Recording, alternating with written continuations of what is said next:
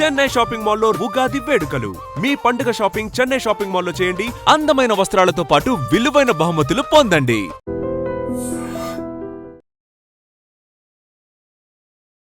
ఐడ్రీమ్ ప్రేక్షకులకు నమస్కారం.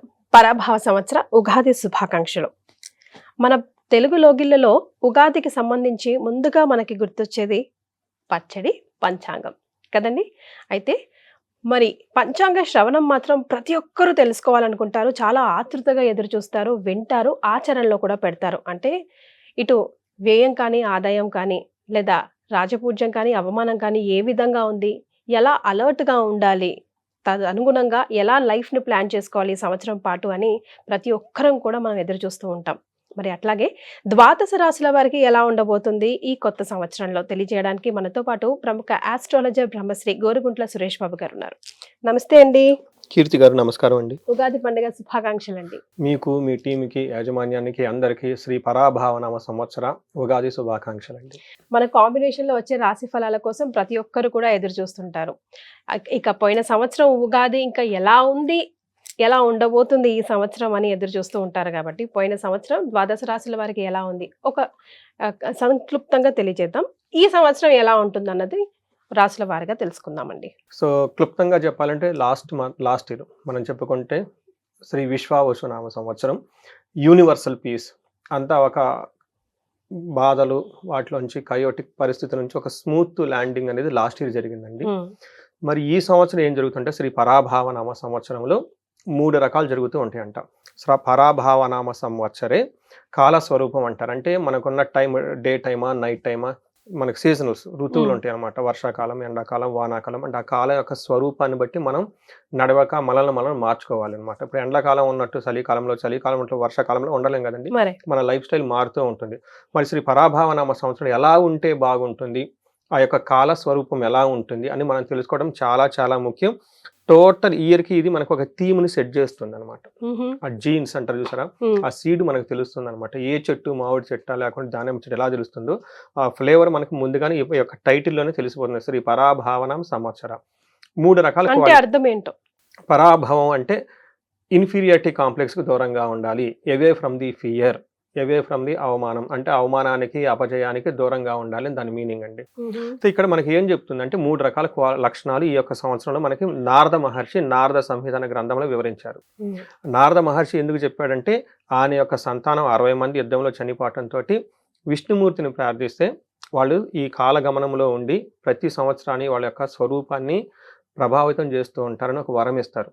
అందుకని నారద మహర్షి అందులో నారద సంహిత అనే బుక్ లో రాస్తూ ఉంటారనమాట. ఇందులో శ్రీ పరాభావనామ అనే ఒక కుమారుడి యొక్క అధ్యక్షుడైన ఆయన ఏం చేస్తుంటాడంటే ఈ సంవత్సరం అంతా 3 పనులు చేస్తుంటాడు.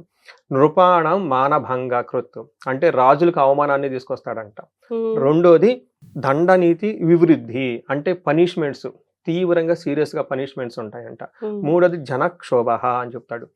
అయితే ఒక యాస్ట్రిక్ కండిషన్స్ అప్లై. ఆ కండిషన్స్ ఏంటంటే ఎవరైతే ధర్మబద్ధంగా ధర్మాన్ని కాపాడుతూ ఉంటారో వాళ్ళకి ఏమీ కాదు, ఎవరైతే అధర్మంగా ఉంటారో వాళ్ళకి మన టైం సెన్స్ ఇస్తుంది, మీరు రాంగ్ ట్రాక్ లో వెళ్తున్నారు, కాలం పరీక్షిస్తుంది, దానికి అనుగుణంగా పనిష్మెంట్లు కూడా మనం రెడీగా ఉండాలి. కరెక్ట్. అంటే మనం ఎప్పుడైతే రాంగ్ ట్రాక్ లో ఉన్నామో రిజల్ట్ కూడా రాంగే వస్తుంది. అందుకని దేవతలు మనం ఎప్పుడు సన్మార్గంలో ఉండి చక్కగా జీవితాన్ని ఎంజాయ్ చేయాలనే ఉద్దేశంతో వాళ్ళు ఉంటారు. మనం ఒకసారి రాంగ్ ట్రాక్ లో వెళ్ళిపోతే మరి ఎవరు సరి చేస్తారు? ఎవరో ఒకళ్ళు సరి చేయాలి కదా. ఆ సరి చేస్తే శ్రీ పరాభావనామ సంవత్సరం. నాన్న నీకున్న ఈ భ్రమలన్నీ తొలగించేసి నువ్వు రాంగ్ ట్రాక్ లో ఉన్నావు, దానికి కావాల్సిన మొత్తం అంతా డీలేయర్ చేసేసి చక్కగా మళ్ళీ సన్మార్గంలో పెడతారు. ఎప్పుడైతే మనకి సరైన నాలెడ్జ్ ఉంటుందో, సరైన డెసిషన్ తీసుకుంటామో సరైన రిజల్ట్ వస్తుంది. సరైన జ్ఞానం మనకు లేకపోతే రాంగ్ ట్రాక్లో వెళ్ళిపోయి అధర్మబద్ధంగా చేస్తే అగైన్ పనిష్మెంట్ వస్తుంది. అందుకని సన్మార్గంలో ఉన్న వాళ్ళకి ఎప్పుడు ఏమీ కాదు. ఇంకా ఈ కాలపురుషుడు వాళ్ళని కాపాడుతూ ఉంటాడు. ఎవరైతే హంగు, ఆర్భాటం, డాంబికం, పైకి ఒకటి ఉండేసి లోన్ ఇంకొక విధంగా ఉంటారు వాళ్ళకి మొత్తం వెళ్ళిపోయేసి అవమానాలు జరుగుతూ ఉంటాయి అని చెప్తూ ఉంటారు. సో సంక్లుప్తంగా పరాభావనామ సంవత్సరం మనకి ఇవ్వబోతుంది ఈ 3 రకాల రిజల్ట్. అయితే మనం రాశుల వారిగా, నక్షత్రాల వారిగా చూసుకుంటాం కాబట్టి ద్వాదశ రాశుల వారికి అండ్ నక్షత్రాల వారికి ఎలా ఉంటుంది, ఒకవేళ అటు ఇటుగా ఉంటే ఎలాంటి రెమెడీస్ పాటిస్తే వాళ్ళు సునాయాసంగా ప్రయాణం కొనసాగించవచ్చు అన్నది. సురేష్ బాబు గారు, మరి కర్కాటక రాశి వారికి ఈ సంవత్సరం ఎలా ఉండబోతోందండి? ఓం గం గణపతయే నమః. స్వర్ణలక్ష్మి నమస్తే అస్తు. పరబ్రహ్మ స్వరూపిణి రాజ్యం దేహి ధనం దేహి సర్వకామాంచ దేహి మే. స్వర్ణలక్ష్మి అమ్మవారు కర్కాటక రాశి వారికి బ్రహ్మ జ్ఞానాన్ని ఇవ్వాలని మనం కోరుకుందాం. ఎలాంటి పరిస్థితుల్లో కూడా చక్కగా నవ్వుతూ హ్యాపీగా దృఢంగా ఉండాలి. అలాంటి ఒక మనస్తత్వం అమ్మవారికి వాళ్ళకి ఇవ్వాలని కోరుకుంటూ, అలానే రాజ్యం దేహి, వీళ్ళకి చక్కటి ఒక పదవి, ఒక అధికారము, ఒక దర్పము, ఒక స్టేటస్, ఒక పవర్ ఇవ్వాలని మనం కోరుకుంటూ, విశేషంగా ధనం ఇవ్వాలి. నా కోరిక ఏంటంటే వాళ్ళ ఇంట్లో ఉంటే ఇంటి నిండా ధనమే ఉండాలి, ఆఫీస్కి పోతే ఆఫీసులో ధనం ఉండాలి, శత్రువు ఇంటికి పోయినా కానీ కాసేపు కూర్చుంటే వాళ్ళ ఇంటి నిండా వీళ్ళ ప్రభావంతో ధనం నిండిపోవాలి, వాళ్ళు నవ్వుతూ ఉండాలి. అట్లాంటి చక్కగా వీళ్ళకి అమ్మవారు ఇవ్వాలని. సర్వకామాంచ సిద్ధి. అవి కాకుండా ఇంకా మనకి చాలా చాలా కోరికలు ఉంటాయి కాబట్టి ప్రతి కోరిక కూడా అమ్మవారు చిటికిలో ఆన్ ది స్పాట్లు అన్ని నెరవేర్చాలని చెప్పేసి మనం కోరుకుందాం. ఈ రాశి వాళ్ళకి కర్కాటక రాశి చూసుకుంటే పునర్వసు 4వ పాదము, చాలా చాలా శ్రీరామచంద్రమూర్తి పుట్టిన నక్షత్రం ఇది. పుష్యమి 1, 2, 3, 4 పాదాలు. ఈ నక్షత్రంలో గురువు ఉచ్చ స్థానంలో ఉంటారండి. ఆ గురువు గారిని పట్టుకోలేమంట, అంత స్ట్రాంగ్ గా ఉంటారు. ఎందుకు ఈ నక్షత్రం గురించి ఎంత మనం మాట్లాడుకుంటున్నాం అంటే, గురువు ప్రస్తుతం ఈ నక్షత్రంలోనే ఉన్నారు, పునర్వసులో ఉన్నారు. తర్వాత వాళ్ళు పుష్యమి నక్షత్రంలోకి వెళ్ళిపోతారు. గురువు ఎప్పుడైతే పుష్యమి నక్షత్రంలోకి వెళ్ళారో గురు పుష్య యోగం అంటారు.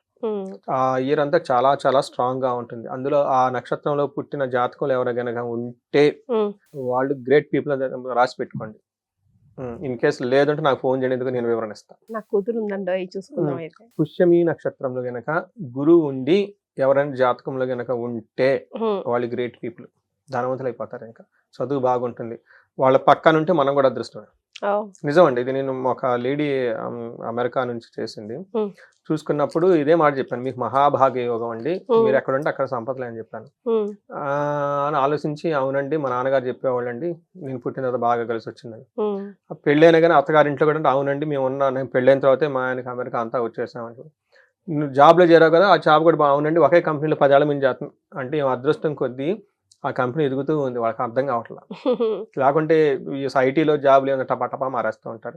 ఒకే కంపెనీలో 10 ఏళ్ళ మీద చేస్తుంటే అర్థం చేసుకోండి ఈ యొక్క ప్రభావం. ఆమె తర్వాత పాపం అంటే వాళ్ళు ఎక్కడుంటే అంత గ్రోత్ ఉంటుంది. అందుకని ఇలాంటి ఈ ఉన్న వాళ్ళు కనుక ఎవరైనా దొరికితే ఈ నక్షత్రం వాళ్ళు కర్కాటక అంటే ఈ రాశి వాళ్ళ గురించి గొప్ప వాళ్ళకి తెలవదండి. ఎమోషనల్ ఎక్కడెక్కడ చూస్తుంటారు. నా బాగా తెలిసిన వాళ్ళు ఉన్నారు కానీ పక్కన నుండి చూస్తుంటే నేను పక్కన నుండి చెప్పాలి నీకు ఇది ఇది అవునవును అనుకుంటాను అనమాట. అందుకని ఇలా ఎందుకు చెప్తున్నానంటే, గురువు ఈ శ్రీ పరాభావన సంవత్సరంలో పుష్యమి నక్షత్రంలోకి ప్రవేశిస్తున్నాడు. ప్రస్తుతానికి పునర్వసులో ఉన్నారు. అందుకని ఎక్కువగా మాట్లాడుతున్నాం ఈ నక్షత్రాల గురించి. అలానే ఆశ్లేష నక్షత్రం 1, 2, 3, 4 పాదాలంతా కూడా కర్కాటక రాశిలో ఉంటారు. తర్వాత వీళ్ళకి ఆదాయం 2, వ్యయం 11 ఉంది. అంటే వచ్చే ఆదాయం తక్కువ, వ్యయం చాలా ఎక్కువగా ఉంటుంది. దానికి ఒక రీజన్ కూడా ఉంది, మనం ముందు చెప్పుకున్నాం. తర్వాత వచ్చే రాజ్యపూజ్యం 4 ఉంది, అవమానం 7 ఉంది. అంటే టోటల్ గా వీళ్ళకి ఖర్చులు ఎక్కువగా ఉంటుంది, అవమానించే వాళ్ళు ఎక్కువ ఉంటారని మనకి ఇక్కడ ఈ పట్టికలో మనం ఈ యొక్క అర్థమవుతుంది. కానీ దీనికి వివరణ కనుక ఏంటంటే మీకు చాలా బాగా తెలుస్తుంది అది ఎందుకు అలా వచ్చింది అనేది. ఇందులో పేరు బలం కనుక చూసుకుంటే వీళ్ళకి హీ హూ హే హో డాడీ డూ డే డో అన్న అక్షరాలంతా కూడా వీళ్ళకి ఇందులో ఫస్ట్ పేరు కనుక బాగా పాపులర్ అయిన పేరు ఉంటే ఈ నక్షత్రం ఈ రాశి అవుతుంది వాళ్ళది. గ్రహస్థితి చూస్తే 9వ ఇంట్లో శని ఉన్నాడండి. 9వ ఇంట్లో శని ఫుల్ సాటిస్ఫాక్షన్ ఇస్తారు వీళ్ళకి. ఏ పని చేసినా అంటే వీళ్ళకి ఖచ్చిత్ దుఃఖం ఖచ్చిత్ సుఖం అని చెప్పేసి కభీ ఖుషి కభీ గమ్ ఒక హిందీ మూవీ ఉన్నట్టు పాపులర్ మూవీ. వీళ్ళకి బాగా హ్యాపీగా ఉంటుంది, ఉన్నటువంటి సడన్ గా కొంచెం డిప్రెషన్ లోకి వెళ్ళిపోతారు, మళ్ళీ బాగుంటుంది. అంటే అప్స్ అండ్ డౌన్స్ ఎక్కువగా ఉంటుంది. అవి కూడా కొంచెం కొంచెం అప్పుడప్పుడు, రెగ్యులర్ కాదు. కభీ అంటే కభీ అప్పుడప్పుడు నవ్ అండ్ దెన్, ఇంగ్లీష్ లో నవ్ అండ్ దెన్ వీళ్ళకి అలా ఉండే అవకాశం ఎక్కువగా ఉంటుంది. బట్ శని ఓవరాల్ గా ఒక ఫుల్ సాటిస్ఫాక్షన్ అయిన లైఫ్ ని ఇస్తాడు వీళ్ళకి. తర్వాత గురువు వీళ్ళకి 12వ స్థానంలో ఉన్నారని, తర్వాత మాత్రం ఫస్ట్ హౌస్కి వెళ్తూ ఉన్నారు. 12వ స్థానంలో ఉండి విపరీతంగా ఖర్చులు అవన్నీ చేస్తూ ఉంటారు. అందుకని ఖర్చులు విపరీతంగా పెరిగిపోతుంది. కానీ ఎప్పుడైతే వీళ్ళు ఫస్ట్ హౌస్కి వెళ్ళిపోతారో, జనరల్గా ఫస్ట్ హౌస్లో శని గురువు మంచి చేయడు, పదవి భ్రష్టం అంటారు. కానీ వీళ్ళకి అలా కాదు, ఎందుకంటే ఆయన ఓన్ కాబట్టి, రెండోది ఉచ్చ స్థానంలో ఉంటారు కాబట్టి తీవ్రత తగ్గుతూ ఉంటుంది అని మనకి చెప్తూ ఉంటారు అనమాట. నెక్స్ట్ రాహు 8th హౌస్ లో ఉండి మిక్స్డ్ రిజల్ట్ ఇస్తారండి. చాలా మంది టెన్షన్స్ అవి ఇవి అని చెప్తుంటారు కానీ బట్ రియల్ లైఫ్ లో నేను చూసినప్పుడు రాహు 8th హౌస్ లో ఉండి పిహెచ్డీలు చేసిన వాళ్ళు చాలా మందిని చూసాను. ఓహో. అప్పటిదాకా జ్యోతిషం రాదు, జ్యోతిషం నేర్చేసుకుంటూ ఉంటారు. ఉమ్. అప్పటిదాకా మంత్రాలు సిద్ధులన్నీ చేస్తూ ఉంటారు. రీసెర్చ్ ఓరియంటెడ్, ఫారిన్ వెళ్ళాలి దాని గురించి ఎక్కువ చేస్తూ ఉంటారు. బట్ కొంచెం మానసికంగా టెన్షన్ కూడా ఎక్కువ ఉంటుంది అనమాట. ఉహు. తర్వాత కేతు 2nd హౌస్ లో ఉండి ప్రాపర్టీకి సంబంధించిన వ్యవహారాల్లో బాగా అనుకూలంగా ఉంటుందని చెప్తారు అనమాట. ఉహు. ప్లస్ ధనానికి కట్టింగులతో వస్తుంది అని మనకి శాస్త్రంలో వివరించారు. మనం ఇప్పుడు శని గురించి మాట్లాడుకుంటే శని వీళ్ళకి 9th హౌస్ లో ఉండటంతో ధర్మబద్ధంగా వర్క్ చేస్తారు. ఉమ్. ఎప్పుడైతే ధర్మబద్ధంగా మనం కనుక వర్క్ చేసుకుంటూ వెళ్ళిపోతే లక్ష్మీదేవి వస్తుంది. ఉమ్. 9వ స్థానంలో ఏ గ్రహం ఉన్నా లక్ష్మీదేవి వస్తుంది. బట్ ఇక్కడ శని ఉండటం వల్ల ఏమవుతుందంటే హార్డ్ వర్క్ చేసుకుంటూ వెళ్ళిపోతుంటే ధర్మబద్ధంగా పనులన్నీ చేసుకుంటూ పోతుంటే చక్కగా బాగుంటుంది. ఫాదర్కి హెల్త్ విషయంలో జాగ్రత్తగా ఉండాలి. బట్ శని ఇక్కడ ఏం చెప్తారంటే మహా దుఃఖం ఖచిత్ సుఖం ఖచిత్ సుఖం అని ఖచిత్ దుఃఖం ఖచిత్ సుఖం అంటే కొన్నిసార్లు దుఃఖం కొన్నిసార్లు సుఖం. సుఖం ఉంటుంది, అప్పుడప్పుడు ఉంటుంది. బట్ స్వధారా స్వతం క్లేశగా అంటే భార్యకి పిల్లలకి మధ్యలో మానసికంగా ఇబ్బందులు వచ్చే అవకాశం ఉంటుందని చెప్తూ ఉంటారు. బట్ అదైతే నేను పెద్ద ప్రాబ్లం ఏమనుకోను, ఉమ్. వస్తూ ఉండి పోతూ ఉంటాయి. కాబట్టి ఇక్కడ శని వీళ్ళకి 11వ ఇంట్లో దృష్టి ఉండటంతో ప్రొఫెషనల్ మ్యాటర్స్లో లైఫ్ అంతా చాలా స్ట్రాంగ్గా ఫుల్ సాటిస్ఫాక్షన్ ఉంటారు. ఓకే. తర్వాత 6th హౌస్లో దృష్టి ఉండటంతో శత్రువులు అనేవాళ్ళు వీళ్ళ దగ్గరలో ఉండరు. ఉహు. రెండోది సక్సెస్ వస్తుంది, ధన ప్రవాహం కూడా బాగుంటుంది. సూపర్. అంటే శని వీళ్ళకి బాగా కలిసి వస్తున్నారు. చేస్తూ ఉన్నారని చెప్పుకోవచ్చు. ఇప్పుడు గురువు మనం చెప్పుకుందాం చాలా ఇంపార్టెంట్. బాగా తెలిసిన వాళ్ళు కూడా నా లైఫ్లో ఇవి సేమ్ ఉన్నారు. ఈ రాశి వాళ్ళ దగ్గర నుండి చూస్తూ ఉంటాను కాబట్టి ఒక 3-4 ఉన్నారు. నాకేంటో ఏ రాశి వాళ్ళకి ఆ రాశి వాళ్ళ గ్రూపులు ఉన్నారనమాట. ఉహు. ఫోన్ చేసి అందరూ ఒకేసారి చేస్తారు. ఉమ్. ఆ రాశి యొక్క ప్రభావం ఏంటి? మరే. వీళ్ళకి ఏమైందంటేనండి 3 years నుంచి మనం రాశి ఫలాలు చేసుకుంటున్నాం కదా. ఫస్ట్ వచ్చినప్పుడు చాలా ప్రాబ్లమ్స్ ఉండే వాళ్ళకి.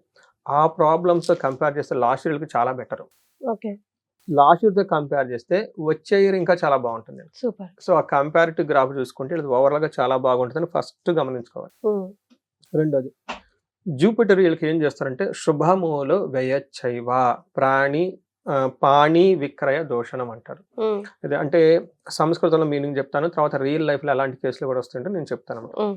స్థాన భ్రష్టం దారిద్ర్యం ద్వాదశకే గురువు అంటారు. అంటే గురువు గనక 12వ స్థానంలో ఉంటే ఏం జరుగుతుందంటే ఉమ్. శుభమూల వ్యయం అంటే ఒక శుభకార్యాలు చేయటం వల్ల విపరీతంగా డబ్బులు ఖర్చు పెట్టేస్తారు. ఉమ్. అంటే పెళ్లి చేయాలి, పెళ్లి ఖర్చు 40 lakhs 50 lakhs అనుకుంటారు. ఉమ్. వీళ్ళు ఓవర్ చేసి 50 lakhs 60 lakhs చేసేసుకుంటారు. అబ్బో. ఉమ్. ఏదైనా ఇల్లు కట్టుకో ఫస్ట్ ఒక ఫ్లోర్ ఏదో ప్లాన్ చేసుకుంటారు. ఆ ఊపులో వీళ్ళు 2 floorలు వెళ్ళి ఆపేస్తారు. ఉమ్. అయితే ఇక్కడ ఏం చేస్తారంటే అప్పులు చేసేస్తారు. ఉమ్. అప్పులు చేసి పాణి విక్రయ దోషణం బాగా యూజ్ అయ్యే ఐటములు కానివ్వండి, పూర్వకాలంలో గుడ్లు కానివ్వండి, ఉమ్. అలాంటివి ఏమన్నా అమ్ముకుంటారంటే వాళ్ళకి పాడిచ్చే గేదె ఏమన్నా ఉంటే దాన్ని అమ్మేసుకుంటారని దాని మీనింగ్ అండి. బట్ ఇప్పుడున్న కాలమాన ప్రకారం వాళ్ళకి నాకు రియల్ టైంలో కేసు ఏంటంటే ఇలానే ఇంకొక పెద్ద షాపింగ్ కాంప్లెక్స్ ఏదో కట్టేసాను, ట్రై చేశారు. ఉమ్. పెద్ద కొత్త కాంప్లెక్స్, ఈ పాత కాంప్లెక్స్ లో ఫస్ట్ 2 floors అమ్మేసుకున్నారు వాళ్ళు. ఓ.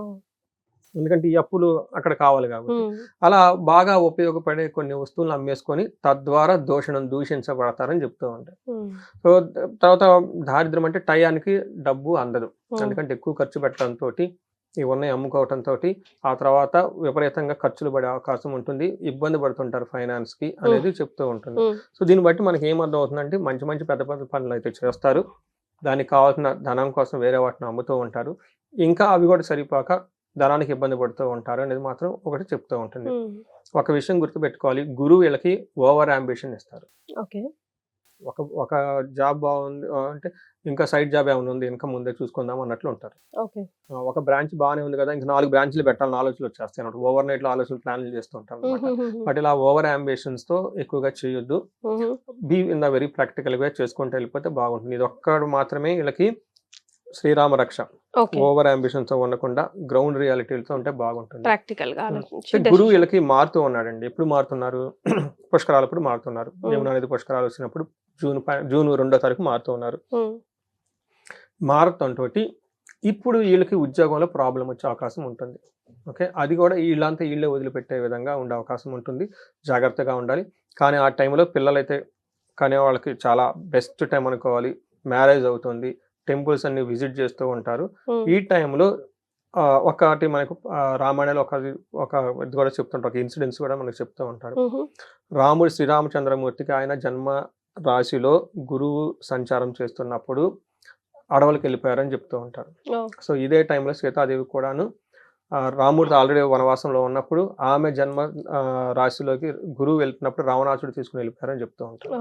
అందుకని చెప్పేసి వీళ్ళు ఆల్రెడీ ఒక పదవిలోనో ఒక పోస్ట్లోనో ఉన్నప్పుడు వీళ్ళకి ఫోర్స్ఫుల్గా ట్రాన్స్ఫర్ అవ్వటము, ఇష్టం లేనా వేరే చోటుకి వెళ్ళే అవకాశం ఎక్కువగా ఉంటుంది. లేదంటే మాస్ లే ఆఫ్ అయిపోతుంది అంటే మళ్ళీ జాబ్ వస్తుంది, అదేం లేదు. ఇలా ఒడిదుడుకులు వచ్చే అవకాశం ఎక్కువగా ఉంటుంది కాబట్టి ఇది గమనించుకోవటం చాలా చాలా ఇంపార్టెంట్. బట్ ఏదున్నా కానివ్వండి సేఫ్ మైగ్రేన్. ఇప్పుడు రాములు అడవులకు వెళ్ళింది దేని గురించి, తర్వాత ఏం జరిగిందో మనకు ఐడియా తెలుసు కదా. ఏదో ఒక ఈవెంట్ మనకు జరిగితే కొంత ఆ టైంలో మనం ఇమ్మీడియట్గా ప్యానిక్ కాకుండా టైం తీసుకొని పేషెన్సీగా ఉండడం చాలా అవసరం. తర్వాత వీళ్ళకి రాహు 8th హౌస్లో ఉన్నారండి. రాహు 8th హౌస్లో ఉంటే మానసికంగా టెన్షన్ పడుతుంటారు ఊరికినే ఏమి కాకుండానే. సో వెరీ రీసెంట్ కూడా ఒక హారోస్కోప్ హ్యాండిల్ చేయడం, ఎందుకంటే కేతు వీళ్ళకి దాదాపు 1 year నుంచి 8th హౌస్లోనే ఉన్నారు. అష్టమ గురువు, అష్టమ శ్రీలకి అష్టమ రాహు అంటుంటారు. బట్ అష్టమలో రాహు అంత ఇబ్బంది పెట్టండి. చాలా మందికి జ్యోతిష జ్ఞానం నేర్చుకోవటం, మ్యాథమెటిక్స్ సాల్వ్ చేయటం, పిహెచ్డీలు చేసే వాళ్ళకి పిహెచ్డీలు రావటం, పీజీలు చేసే వాళ్ళకి పీజీలు చేయటం. ఇంకొక వెరీ ఇంట్రెస్టింగ్, అకస్మాత్తుగా పూర్వీకుల నుంచి ఆస్తులు కూడా వస్తాయి వీళ్ళకి.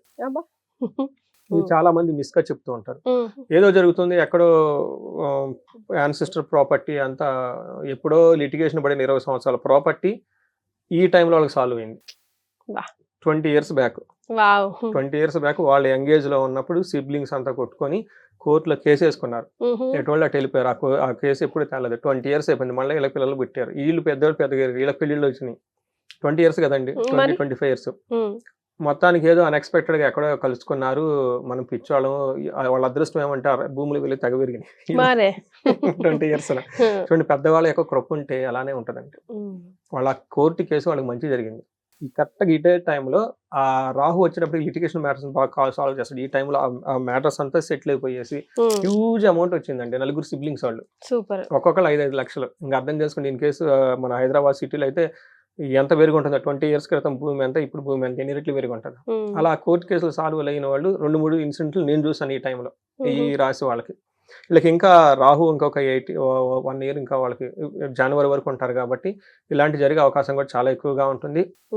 ఈ రాశి వాళ్ళకి బీ ఇన్ ద ఓపెన్ అండి. ఏదొచ్చినా కానీ ప్యానిక్ కాకుండా చక్కగా ఉంటే స్మూత్గా వెళ్ళిపోతుంది ఈ సంవత్సరం అంతా వీళ్ళకి. సో ఆల్మోస్ట్ గ్రహాల ప్రకారంగా బాగానే ఉంది. నక్షత్రాల ప్రకారం కర్కాటక రాశి వారికి ఎంతవరకు సపోర్ట్ ఇస్తున్నాయండి? వీళ్ళకి పునర్వసు వాళ్ళకి రాజ్యము, ఖచ్చితంగా ప్రమోషన్ వస్తుంది. ఇన్ కేసు జాబ్ ఏదైనా ప్రాబ్లం అయినా కానీ డోంట్ గెట్ టెన్షన్.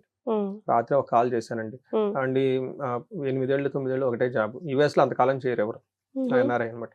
ఇప్పుడు నోటీస్ వచ్చిందండి, జూన్ లో మార్చుకోమంటున్నారండి. ఏంటంటే అంటే ఆల్మోస్ట్ ఆ జాబ్ పోతాం, ఆమె కెరీర్ అయిపోయింది, లైఫ్ అయిపోయింది అన్న ఫీలింగ్ లోకి వెళ్ళిపోయారండి.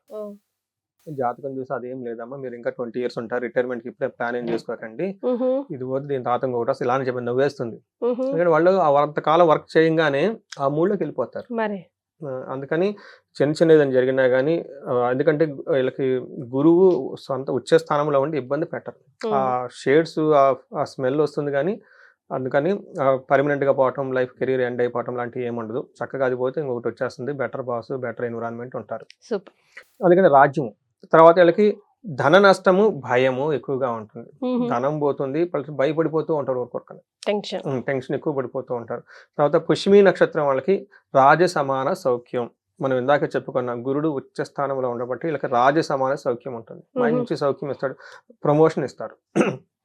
తర్వాత ఫారిన్, ఎన్ఆర్ఐలు ఇలాంటి వాళ్ళకి బాగా కలిసి వస్తుంది. పట్టాభిషేకం చూడండి, గురువు వల్ల కానీ పట్టాభిషేకం కూడా వస్తుందండి. అయితే వీళ్ళకి మార్చి వరకు మాత్రం కొంచెం కేర్ఫుల్గా ఉండడం ఎంతైనా అవసరం. అఫ్కోర్స్ మార్చి మనం ఆల్మోస్ట్ వచ్చేసాం కాబట్టి అండి, ఎండలో ఉంటాం, పెద్ద ఎక్కువ ఏమో పరచుకునే అవసరం లేదని మనం చెప్పుకోవచ్చు. మనీ విషయంలో కొంచెం జాగ్రత్తగా ఉంటే సరిపోతుంది. తర్వాత ఆశ్లేష నక్షత్రం వాళ్ళకి రాజ సమాన సౌఖ్యము, రాజ్యము, పట్టాభిషేకము, ధన వృద్ధి, వీళ్ళకి అన్ని పాజిటివ్ వర్డ్సే ఉన్నాయి. ఒక్క ధనం మాత్రం ఆగస్టు వరకు కొంచెం కేర్ఫుల్గా ఉంటే మిగతా అంతా చాలా బాగుంది ఆశ్లేష నక్షత్రం వాళ్ళకి. యూజువల్గా గురువు ఇందులో ఉండటం మంచిదండి. ఈ కర్కాటక రాశిలో గురువు ఉండటంతో ఉచ్చ స్థానంలో ఉంటారు కాబట్టి జాతకులు కూడా చాలా బాగుంటారు.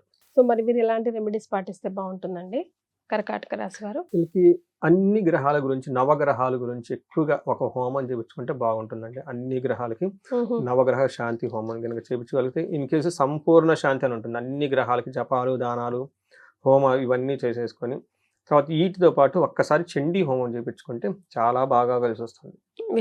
చండీ హోమం ఎక్కడైనా సరే మనకు సామూహికంగా టెంపుల్స్ లో చేయించుకున్నా, ఇంట్లో చేయించుకున్నా కానీ చాలా బాగుంటుంది. ఇంకా వీళ్ళకి కార్యజయం రావటానికి ఒక్కసారి మన్యు పాశుపత అభిషేకం అని ఉంటుందండి. ఖర్జూర ఫలాలతో మన్యు పాశుపత అభిషేకం చేయించుకుంటే శత్రు బాధ పోతుంది, కార్యజయం వస్తుంది, ఉద్యోగంలో ప్రమోషన్ వస్తుంది. వీటన్నిటికంటే ముందు కూడా యక్ష రాక్షస పీడనం అంటారు. అంటే 8th house లో రాహు ఉండటం తోటి కొన్నిసార్లు టూ మచ్ ప్యానిక్ అయ్యే అవకాశం ఉంటుంది. ఇవి చేసుకుంటూ ఉంటే చాలా చక్కగా బాగుంటుందండి. ఇవి కాకుండా వాళ్ళ ఏజ్ కనుక 35-45 ఏజ్ ఉండి లైఫ్లో ఎక్కడైనా గ్రోత్ ఆగిపోయాము, ఇంప్రూవ్మెంట్ లేదు అనుకుంటే, నేను ఎనివే రీసెర్చ్ గ్రూప్ లాగా పెట్టుకుని వర్క్ చేస్తున్నాను కాబట్టి ఎందుకు అనేది చూసుకొని వాళ్ళకి ఏమైనా శాపాలు ఉన్నాయా లేదా బ్లాకేజెస్, గ్రహశాంతులు ఏమైనా గ్రహ దోషాలు ఉన్నాయో తెలుసుకొని వాటికి సంబంధించిన పూజలు పరిహారాలు చేసుకుంటే ఒక బెస్ట్ టైం. అంటే ఇది ప్రోగ్రెసివ్ లో ఉన్నారండి వాళ్ళు. ఇయర్ టు ఇయర్ చూసుకుంటే చాలా డెవలప్మెంట్ లో ఉన్నారనమాట. బట్ ఎనీవే ఛాలెంజెస్ ఖచ్చితంగా ప్రతి ఒక్కరికి ఉంటాయి కాబట్టి, బట్ వీళ్ళకి చాలా మినిమల్ గా ఉన్నాయి ఆ ఛాలెంజెస్. సో ఈ వచ్చే సంవత్సరం వీళ్ళకి అష్టైశ్వర్యాలతోటి చక్కగా బాగుండాలని చెప్పేసి మనం కోరుకుందామండి. చాలా సంతోషం అండి, ధన్యవాదాలు. ధన్యవాదాలండి. And for more videos, please subscribe to iDream. Please subscribe to iDream. Please subscribe iDream. And please subscribe to iDream. For more videos, subscribe to iDream. please like, share and subscribe to the channel. Congratulations, iDream. Subscribe to iDream. Subscribe to iDream. So subscribe to iDream Media. iDream ki iDream team andarki huge congratulations. Please subscribe iDream Media. Please subscribe to iDream. Subscribe iDream. Please subscribe to iDream. iDream అంటే నా కళల channel subscribe చేసుకున్న నోరు తిరుగుతలేదు, మీరైతే గంట గుర్తు కొట్టండి. For more such videos, please subscribe to iDream. Subscribe to iDream. Please subscribe to iDream. Please subscribe iDream Media. Please do subscribe to iDream. Please subscribe to iDream Media. For best entertainment and information, please subscribe iDream. And don't forget to subscribe to iDream.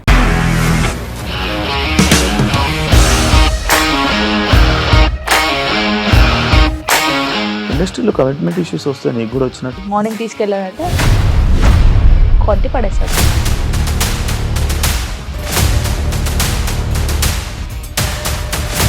ఒక్కళ్ళు కూడా చూడలేదు ఈ cinema అని చెప్పడానికి కూడా చాలా ధైర్యం కావాలి. అది నిజం కదా, దాంట్లో ధైర్యం ఏంటి? ఇది నెక్స్ట్ డే ప్లేట్ మార్చేస్తే తప్పు కదా. As of now we are comfortable this అని నేను అనుకుంటున్నాను. రష్మిక గారిది మీది ఒకే ఊరు అంట కదా.